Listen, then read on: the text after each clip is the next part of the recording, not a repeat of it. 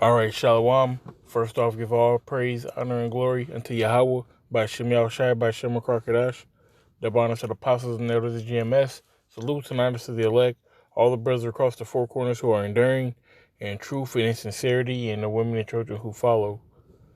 So, as you can see, I wanted to do this lesson about being a Jew all day, every day.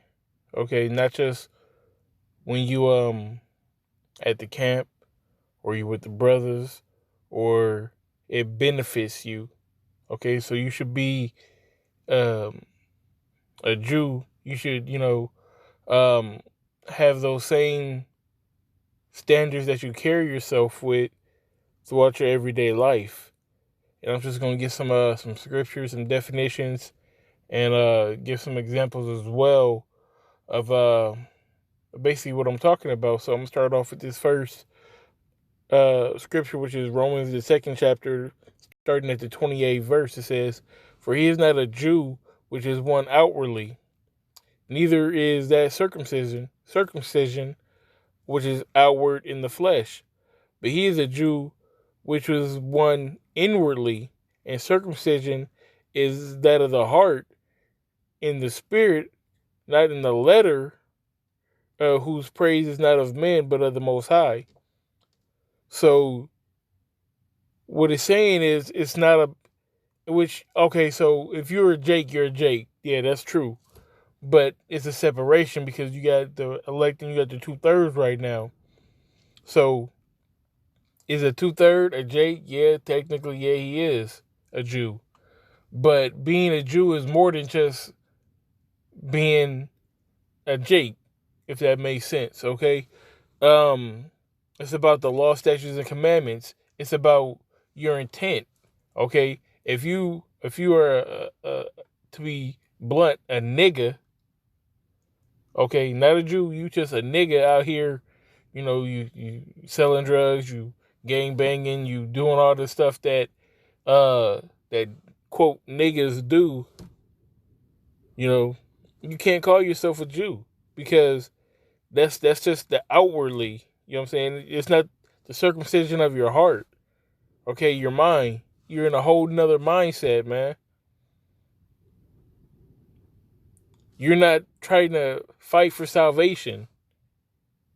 The true Jews today are the men in this truth who have came back to their power and are fighting for salvation. Okay, putting off the old man, becoming that righteous creature. That's what it's talking about. Okay, and to go in to dig in it a little bit more. Like I said, I got some definitions and some examples that I wanted to give as well, because here it is, morals. Are a true Jew is living by morals. Okay, so we're gonna get the definition of this. It says a lesson, especially one concerning what is right or prudent, that can be derived from a story, a piece of information, or experience. Okay, it says a person's standard of behavior or beliefs concerning what is and what is not acceptable for them to do.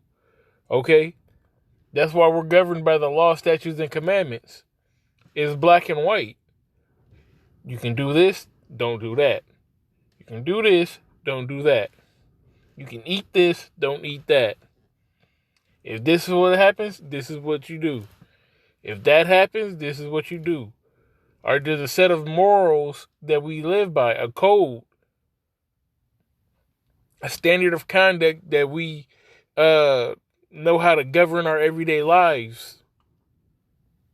Okay, so if you don't have the same set of morals as me, then we're not seeing eye to eye.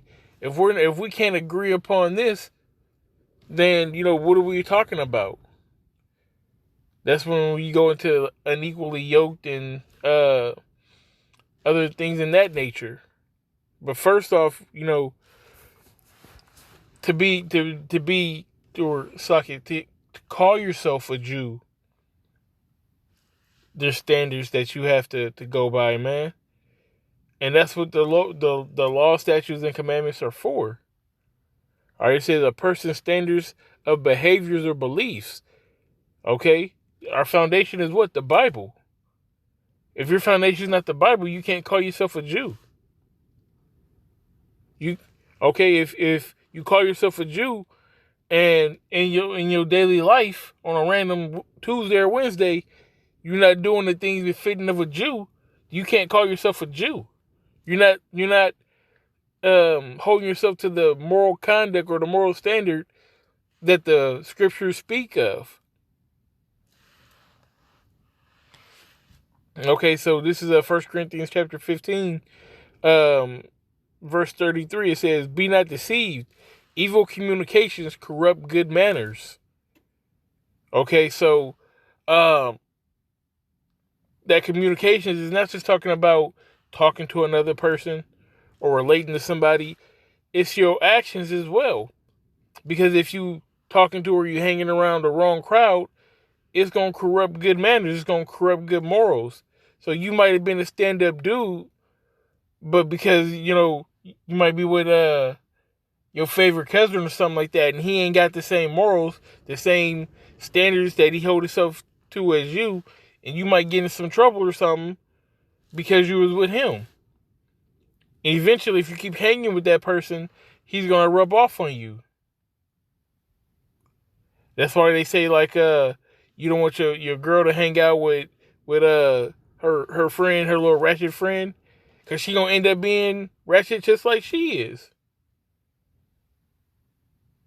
And same thing with dudes too. I mean, you just gonna get caught up in the life, but that's a whole nother story. But let's go to this next one. Bias, which is also why I just said, with women and men, because it can happen with women and men, but I don't want to be biased. Okay, you can't be biased. Well, let's get into the definition. Bias is prejudice in favor or against one thing, person, or group compared to another, usually in a way considered to be unfair.